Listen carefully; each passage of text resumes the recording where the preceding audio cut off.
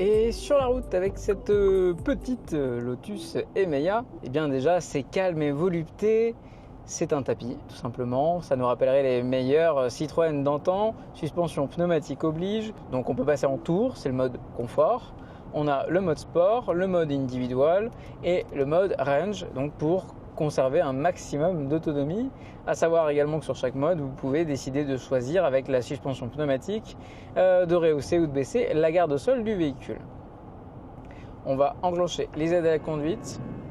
Je ne sais pas si vous avez entendu, mais le lidar est sorti car les aides à la conduite se sont enclenchées avec la régulation adaptative.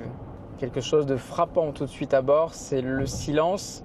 L'aérodynamisme et surtout les bruits d'air et d'infiltration sont très maîtrisés. Comme vous pouvez le constater, on a un écran central qui, pour le coup, est plutôt l'élément négatif de cette voiture. Je m'entends.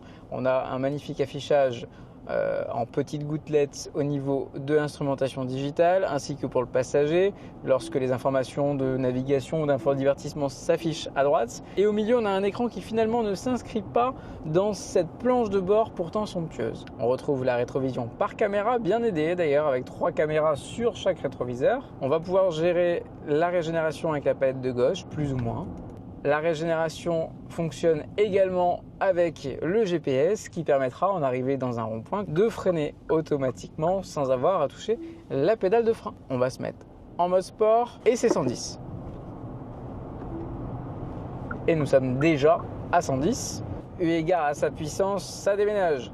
Moi j'aurais tendance à privilégier le mode tour avec la garde au sol la plus basse. Étant sur une berline et non pas un SUV, je profite de la position de celle-ci. Alors pour autant, même au plus bas, à l'intérieur, on n'a pas forcément l'impression d'être à ras le sol, on a même la sensation de dominer. Mention très positive sur ces sièges vraiment bien baqués que vous pourrez agrémenter lors de votre trajet avec la fonction ventilation, chauffant ou massant. Donc là, je démarre un petit massage pour 18 minutes. 18 minutes, c'est également le temps pour lequel votre véhicule aura besoin pour recharger son 10 à 80%. Alors 18 minutes dans le pire des cas. La voiture pourra faire beaucoup mieux.